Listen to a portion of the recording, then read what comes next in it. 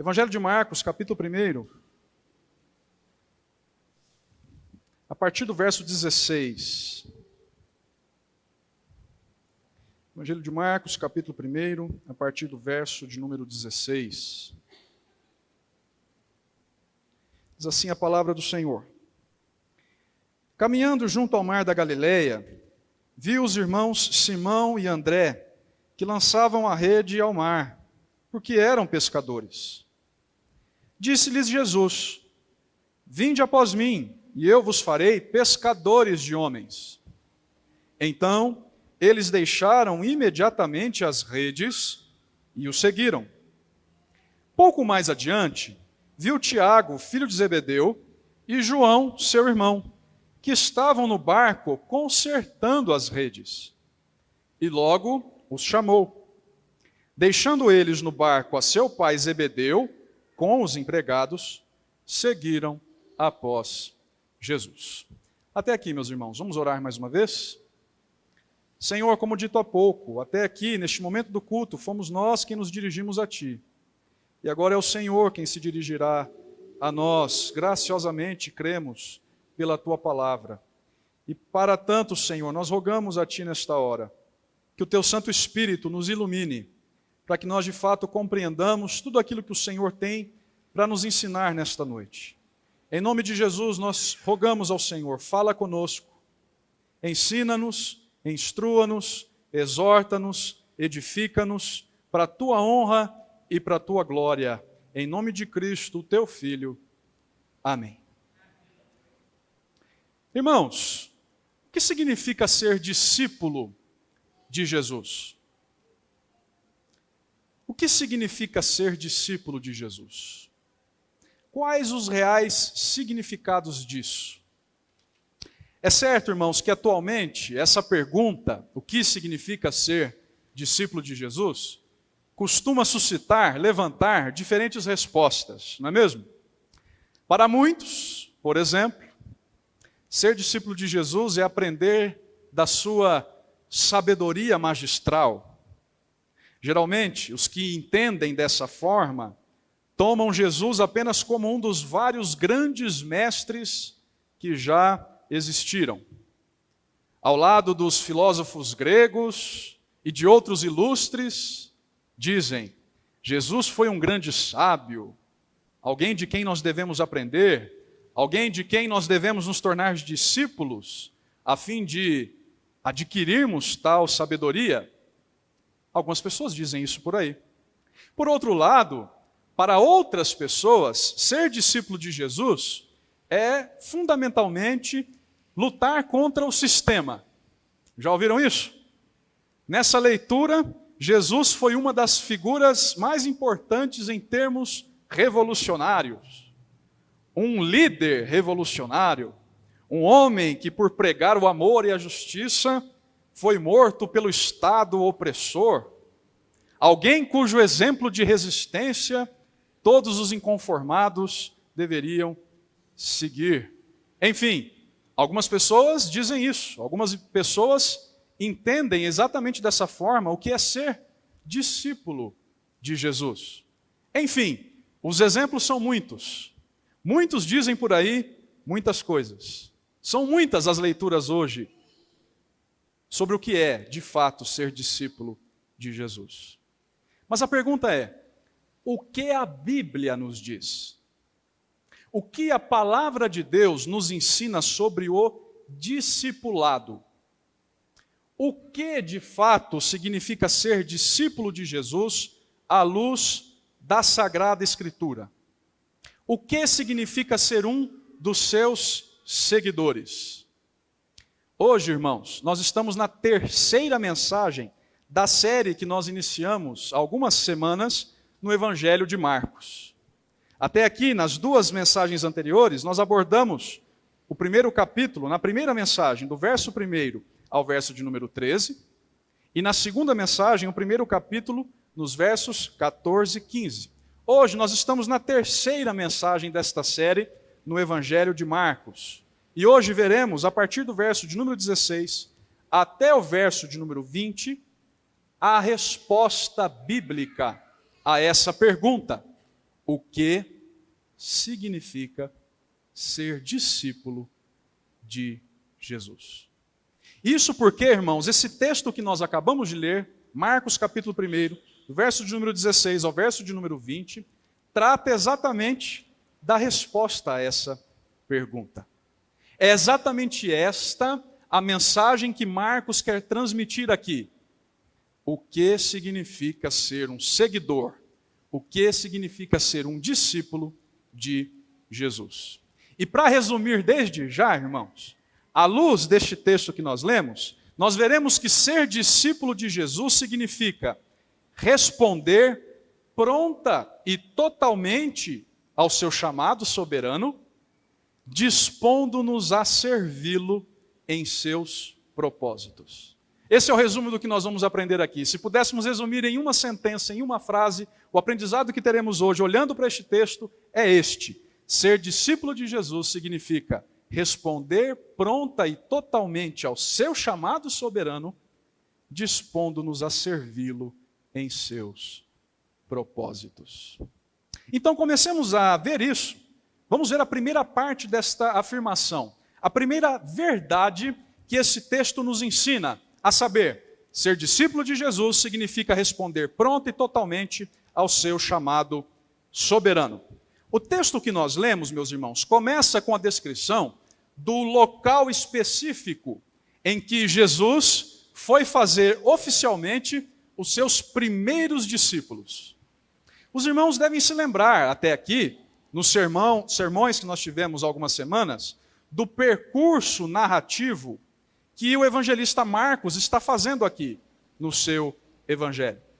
Depois de toda a preparação e da confirmação da obra de Jesus pelo Pai, lá nos versos de número 1 ao verso de número 13, diz Marcos que o Senhor Jesus passou a pregar o evangelho na Galileia, versos 14 e 15, que fundamentaram o nosso último sermão aqui neste evangelho. Então agora, nós temos, a partir do verso 16, a descrição da chamada dos homens que foram os primeiros discípulos de Jesus. Aqueles que foram os primeiros discípulos do nosso Mestre. Aqueles que foram os primeiros a ser chamados por Ele para pregar o mesmo evangelho que até então Ele, Jesus, estava pregando.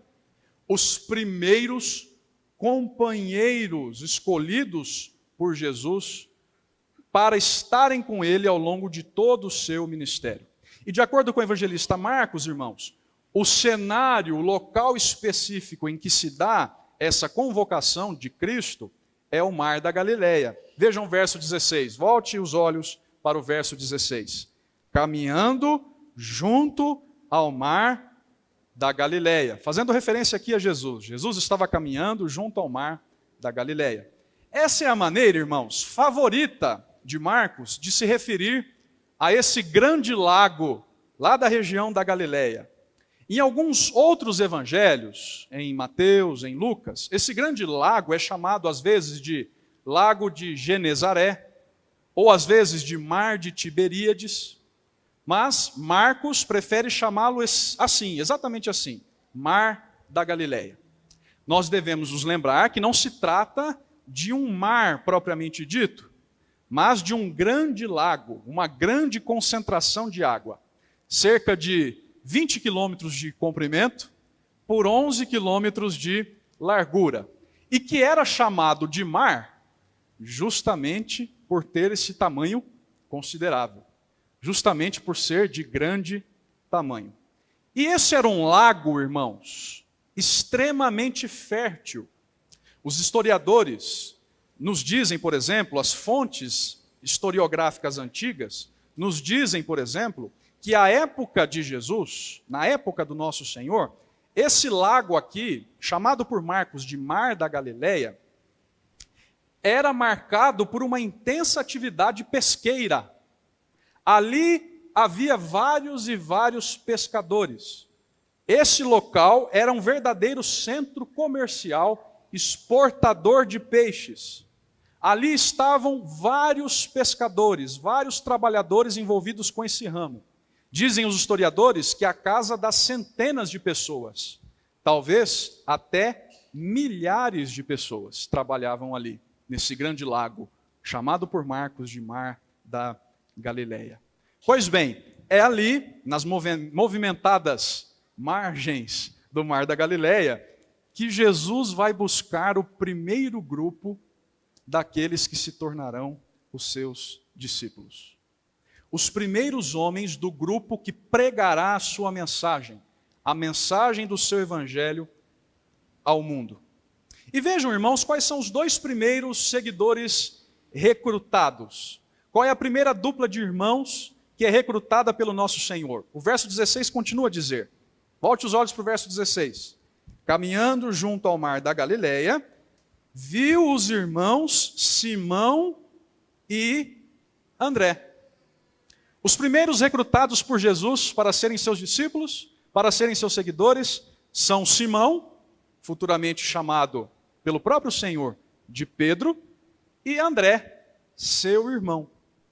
Caminhando pelas margens do movimentado mar da Galileia, Jesus avista tais homens, é o que Marcos diz, viu os irmãos Simão e André.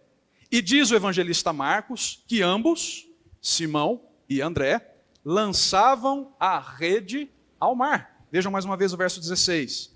Viu os irmãos Simão e André que lançavam a rede ao mar. Enfim, irmãos, eis aqui 2 pescadores. Como o próprio Marcos diz ao final do verso 16, porque eram pescadores. 2 indivíduos, portanto, que dentre as centenas ou talvez milhares de pessoas que cotidianamente estavam ali no mar da Galileia, foram avistados por Jesus e chamados por ele. 2 indivíduos que talvez aos nossos olhos fossem indistinguíveis dentre tantos outros, porque faziam a mesma atividade que centenas de outros homens faziam ali no mar da Galileia. Então notem, reparem, apenas 2 homens comuns para aquela região. 2 homens aparentemente indistinguíveis dentre tantos outros.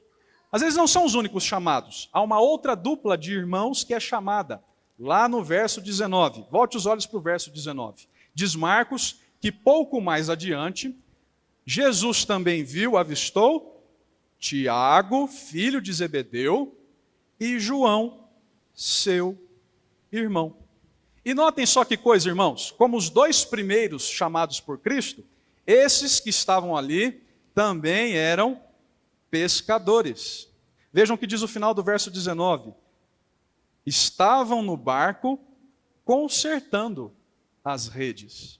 Para ser mais fiel ainda ao texto grego, a língua original em que o Novo Testamento foi escrito, esses 2 irmãos, Tiago, filho de Zebedeu, e João, estavam ali preparando as redes, possivelmente para começar a pescar, como Simão e André, os 2 primeiros, estavam fazendo antes do seu encontro com Cristo. Notem, portanto, 4 homens, irmãos: Simão, André, Tiago e João.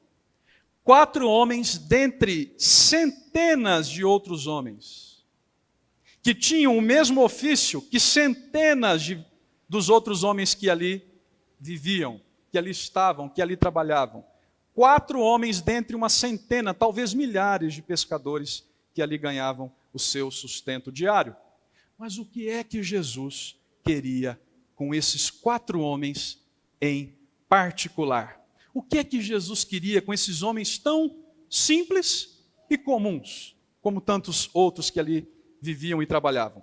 É o que nos contam os versos 17 e 20. Jesus tem uma convocação, um chamado para tais homens. É o que Marcos deixa claro aqui no seu relato. Vejam que Jesus diz à primeira dupla de irmãos, aquela formada por Simão e André. Verso 17, olha o que Jesus diz para eles. Disse-lhe Jesus, diz Marcos, vinde após mim, e eu vos farei pescadores de homens.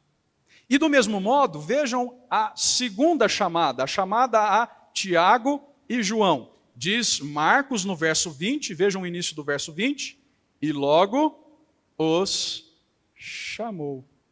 Em suma, irmãos, Jesus convoca esses 4 homens aparentemente indistinguíveis para serem seus seguidores. Jesus convoca esses 4 homens aparentemente simples, comuns dentre tantos outros, para serem os seus discípulos. E é preciso destacar algumas particularidades aqui, irmãos. Porque o que nós lemos aqui faz de Jesus um mestre único para a sua época. Porque nos dias de Jesus, irmãos, os antigos mestres, eles não conquistavam discípulos assim, chamando-os para segui-los. Eles não convocavam seus alunos para segui-los. Na verdade, os rabinos antigos é que eram procurados por aqueles que queriam se candidatar a aprender com eles. Eram os rabinos, os professores, que eram procurados pelos seus futuros alunos. Alunos que antes de se tornarem de fato discípulos, naquela época, tinham que passar por um exame prévio. Tinham que demonstrar um conhecimento prévio da lei, passar por uma espécie de exame de qualificação que os habilitasse a se tornar discípulo ou discípulos do rabino, do mestre. Então vejam como é diferente aqui no caso de Jesus. Ao contrário disso tudo, é Jesus quem vai atrás dos seus discípulos, e não vice-versa, como era o costume da época, e ele vai atrás de homens comuns. Não há homens que demonstrariam, ou que tivessem o potencial de demonstrar um futuro promissor, um conhecimento prévio. Ao contrário disso tudo, é Jesus quem faz a convocação e a faz a homens que aparentemente não tinham nada de especial perto dos outros. Não tinham nada de promissor perto dos outros. E ele diz: vinde a mim. Notem, é o Senhor quem os chama. E os chama não para uma parceria entre iguais, porque o texto é claro, o que diz Jesus, registra Marcos no verso 17, vinde após mim. Jesus os chama para virem após ele. O que Jesus está dizendo aqui é que está chamando aqueles homens para segui-lo. Eles não precisam demonstrar um conhecimento prévio, precisam apenas seguir a Cristo. Precisam ir apenas atrás dele. E à medida em que o seguem, eles aprenderão na jornada.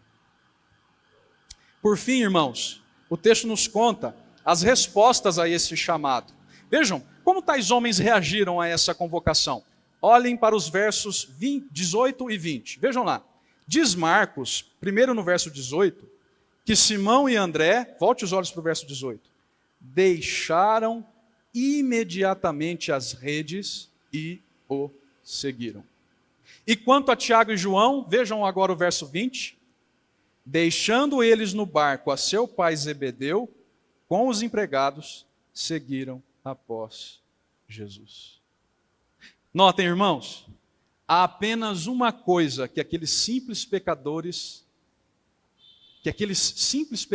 puderam fazer, e foi responder prontamente ao chamado de Jesus. Responder prontamente à palavra de ordem de Jesus. Porque percebam, irmãos, o chamado de Cristo aqui é mais do que um mero convite. O que Cristo faz aqui é uma convocação irresistível, vinda do próprio Deus encarnado, convocação tal que mexe e domina aqueles homens de tal forma que eles não conseguem fazer outra coisa que não seja deixar tudo e segui-lo imediatamente. Eles não podem fazer outra coisa que não seja prontamente deixar as redes e atender de imediato à convocação.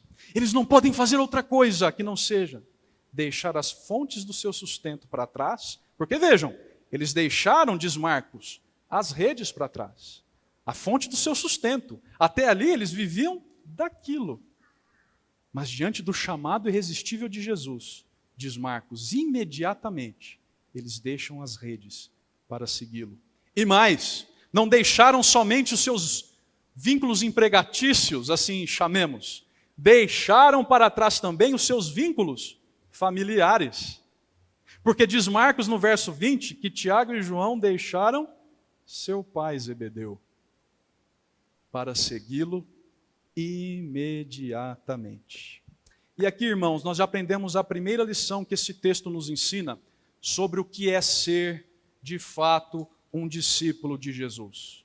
A primeira verdade que esse texto nos ensina quanto a isso é que ser discípulo de Jesus significa responder pronta e totalmente ao seu chamado soberano. Discípulo de Jesus é aquele que responde pronta e totalmente ao seu chamado soberano. E aí você pode se perguntar, e como isso se aplica à minha vida hoje? O que tudo isso quer dizer para mim hoje? Essa verdade, irmãos, traz lições importantíssimas a nós hoje. Notem, ser discípulo de Jesus, irmãos, significa aceitar incondicionalmente as suas exigências como mestre. O seu chamado é soberano. Os irmãos se lembram do texto que nós lemos no início do culto, lá no Salmo 33? Diz o salmista naquele texto, que quando Deus fala, tudo acontece. Está lá no verso 9.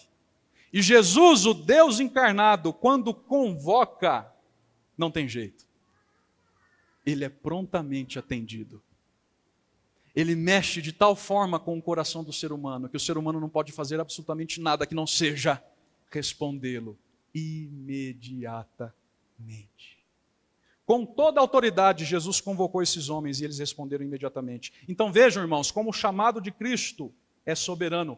Não somos nós quem vamos atrás dele ou até ele.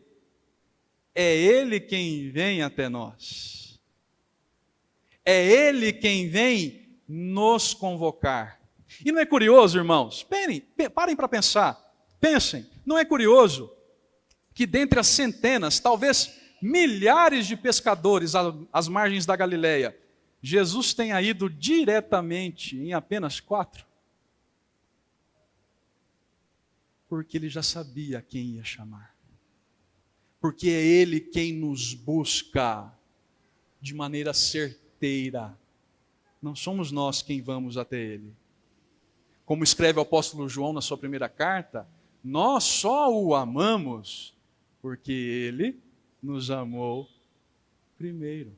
Porque ele veio até nós antes de tudo. E vejam, não com base nos critérios do mundo. Jesus não foi atrás dos mais sábios, dos mais ilustres homens. Jesus não veio até nós, irmãos, porque nós éramos os mais sábios, os mais bem capacitados, os mais fortes, os mais ricos, os mais poderosos. Porque porventura nascemos em berço de ouro, ou porque somos mais santos, mais ajuizados do que outros, nada disso. Os irmãos se lembram do que nós lemos na primeira carta aos Coríntios? Neste culto, o que Paulo escreveu aos irmãos de Corinto? Deus escolheu as coisas fracas deste mundo. E isso incluiu simples pecadores, como Simão, André, Tiago e João, e incluiu a mim e a você.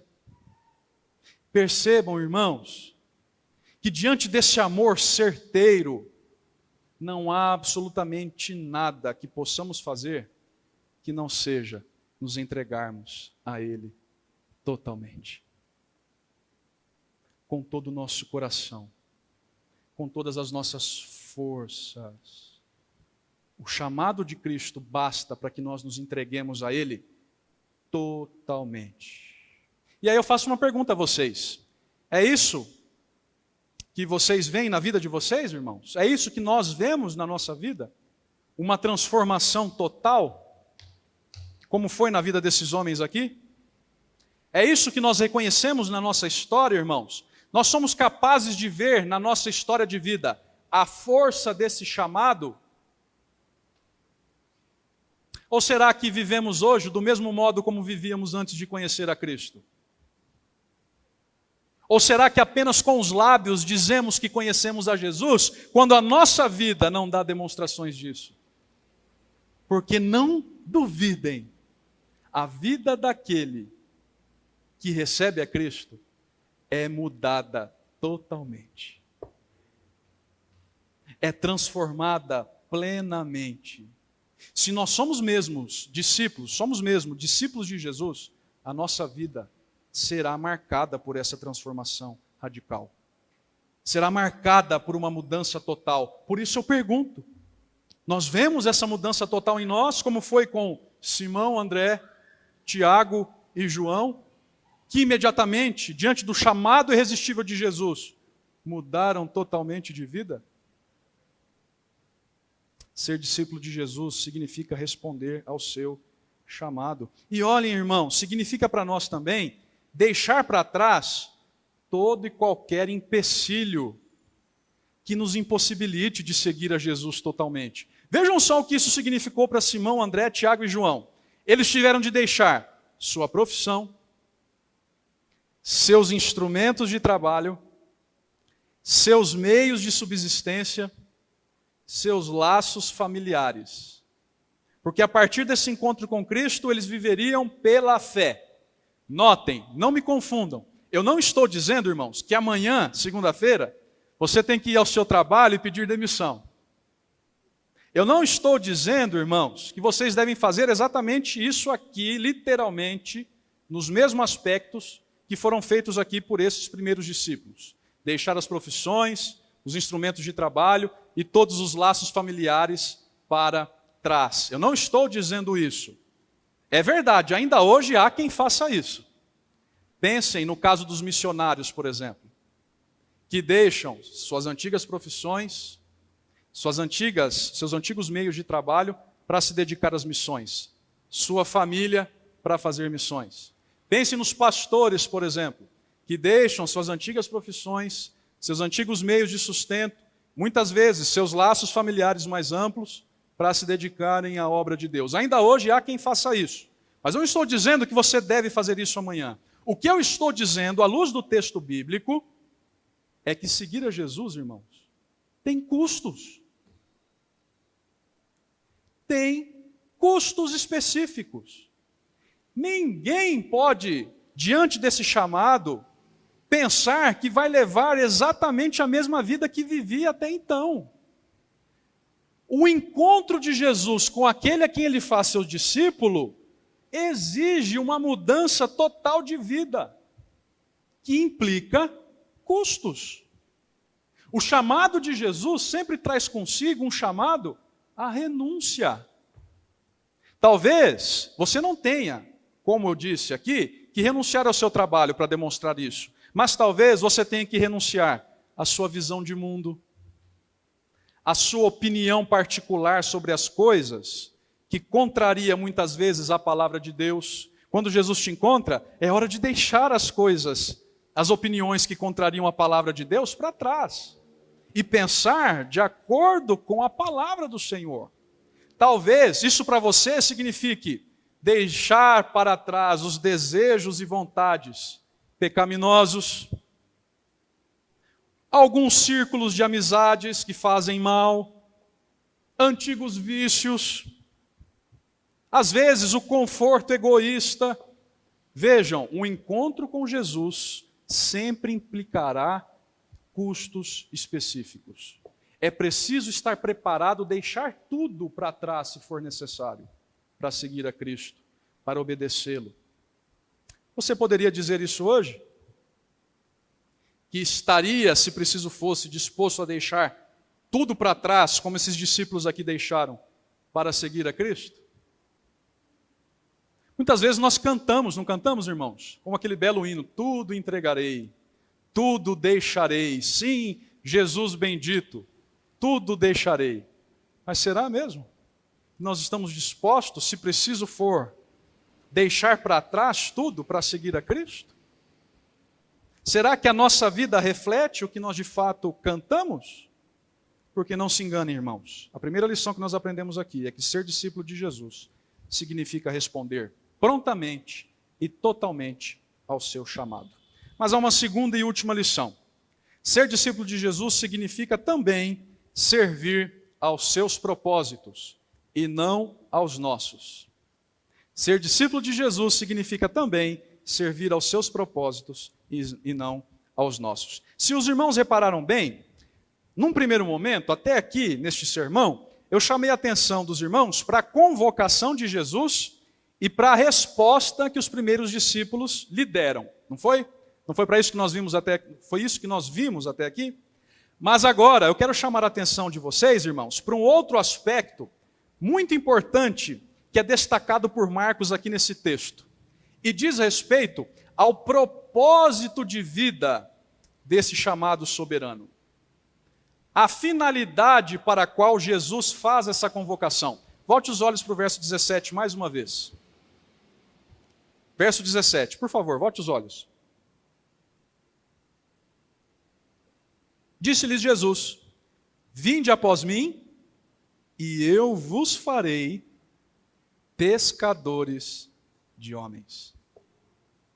Notem, irmãos, Marcos aqui não deixa de registrar o propósito para o qual Jesus havia escolhido aqueles 4 pescadores, aqueles 4 simples pescadores.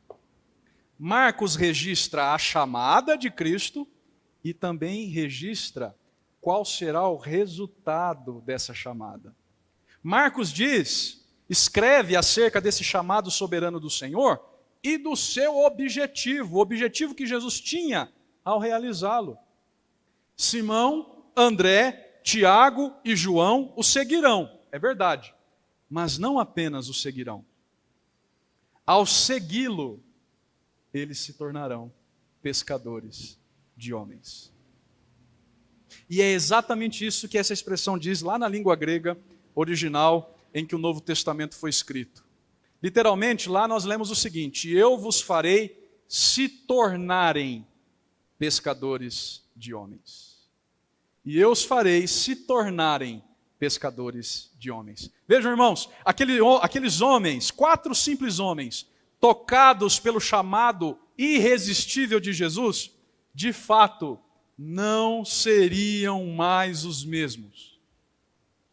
A sua vida dali em diante seria totalmente mudada, seria totalmente diferente. Todo o seu propósito de vida mudaria dali em diante. Eles seguiriam a Jesus e no caminho aprenderiam dele um novo ofício. Um novo ofício. Um ofício muito mais glorioso que o anterior. Aqueles simples homens acostumados a pegar peixes, a fisgar peixes todos os dias no movimentado mar da Galileia, com exceção aos sábados, o dia do descanso, para os judeus, seriam feitos agora não mais pescadores de peixes, mas pescadores de homens.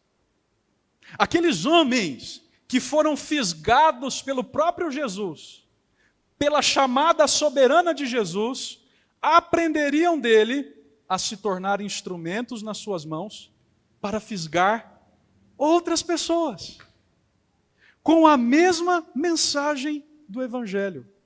Jesus os faria se tornar esse instrumento. O processo, e nós veremos ao longo da exposição da série aqui no Evangelho de Marcos, será doloroso. Eles não se tornarão pescadores de homens de um dia para o outro. Até chegarem a essa condição, muitos vão duvidar de Jesus, não vão entender a sua mensagem. Nós vamos ver ao longo do Evangelho de Marcos. Nem sempre serão capazes de vigiar, como o mestre pede. Fugirão quando Jesus for preso. Por vezes lhes faltará profundidade espiritual, humildade, mas seguindo a Jesus todos os dias, eles aprenderão com ele a se tornarem pescadores de homens. O alvo final Jesus já tem em mente. E nesse processo, eles serão treinados. Ao final do processo, irmãos, esses 4 simples pescadores, e também pecadores, em vez de pegar peixes para a mesa, pegarão homens, recrutarão homens para o reino de Deus. Notem, Jesus não os chama para realizar os seus propósitos, os propósitos deles. Jesus não os chama para que eles fossem mais bem-sucedidos na pescaria. Jesus não os chama para que eles fossem mais bem capacitados a executar os propósitos deles. Jesus não os chama para que eles realizem os sonhos e os desejos deles. Jesus os chama para que eles trabalhem no propósito do reino de Deus e não nos propósitos deles. Assim nós aprendemos a última lição aqui, irmãos. Ser discípulo de Jesus significa servir aos propósitos dele e não aos nossos propósitos. Sabe como isso se aplica a nós hoje? Muita gente vem à igreja hoje perguntar: o que é que Deus pode fazer por mim? Como Deus pode servir aos meus propósitos? Quando, na verdade, irmãos, um verdadeiro discípulo de Cristo se pergunta: o que é que eu posso fazer para Ele? O que é que eu posso fazer para o avanço do seu reino? Porque o chamado ao discipulado é um chamado ao serviço. Se você foi chamado para ser discípulo de Jesus, não se engane, você foi chamado para servir ao seu propósito. Propósito dele, propósito de Cristo. Você foi soberanamente escolhido por ele, dentre muitos, para realizar a sua missão. O jovem rico não entendeu isso. Não foi que nós lemos nesse culto lá em Mateus 19? O jovem rico não pôde seguir a Cristo, porque ele não esteve disposto a deixar de seguir os seus propósitos particulares para seguir os propósitos do reino de Deus. Ele não estava disposto a isso, a ter um novo propósito de vida. Portanto, diz lá o texto, ele foi embora triste. Portanto, eu te desafio a perguntar, meus irmãos, meu irmão, minha irmã, como verdadeiro discípulo de Cristo, você tem servido ao Senhor ou tem buscado ser servido por Ele? Você o busca visando o que Ele pode te dar? Ou você o busca visando aquilo que você pode oferecer para Ele? Se você é um verdadeiro discípulo de Jesus, a resposta será sempre a segunda. Eu não busco o Senhor por aquilo que Ele pode me dar. Eu busco o Senhor para que eu me dê por completo a Ele. Para que eu trabalhe para Ele. Para que eu me dedique a Ele. Discípulos de Cristo não só enchem bancos de igreja, não só frequentam estudos bíblicos ocasionais, não só são curiosos e espectadores. Discípulo que é discípulo, serve. Discípulo que é discípulo, está sempre disposto a servir. Você tem servido aos propósitos de Cristo, ao seu reino? Ou será que você tem sido mais um simples espectador de cultos e reuniões? E aí minha mensagem vai para quem nos acompanha de casa, principalmente. Se você é um simples espectador dos cultos, cuidado, há perigo aí. Porque discípulo que é discípulo, serve. Discípulo que é discípulo está sempre disposto a servir ao reino de Deus. E isso é óbvio, implica servir a sua igreja também. Servir a causa do seu povo. Ser discípulo de Jesus é ser chamado para servir. O que é que você tem feito, meu irmão e minha irmã, para a causa do reino de Deus? O que é que você tem feito para a causa do reino do Senhor? Ou será que você vem à igreja apenas buscar aquilo que Ele pode te dar? Não perca tempo fazendo isso. Sirva ao Senhor. Sirva ao Senhor. Ser discípulo de Jesus significa servi-lo. Servir aos seus propósitos e não aos nossos. Assim nós chegamos ao fim dessa mensagem. Os irmãos se lembram da pergunta inicial com a qual nós a começamos? O que é que a palavra de Deus ensina sobre o discipulado? o que é que a palavra de Deus ensina sobre o que é seguir a Jesus, ser discípulo de Jesus. E à luz deste texto aqui nós aprendemos que basicamente ser discípulo de Jesus significa responder prontamente e totalmente ao seu chamado. 2, servi-lo de acordo com os propósitos dele e não de acordo com os nossos propósitos. Trabalhe para o reino de Deus, seja um verdadeiro discípulo do reino de Deus. Como fazer isso, pastor? Há diversas formas de fazer isso. Servindo-o totalmente, completamente, em todas as áreas da sua vida, dispondo-se a estar com o seu povo, servindo ao Senhor junto com o seu povo. Sirva ao Senhor totalmente, disponha-se a servi-lo como um verdadeiro discípulo. Que Ele nos abençoe, irmãos, fazendo-nos lembrar dessas verdades, hoje e sempre. Em nome de Jesus.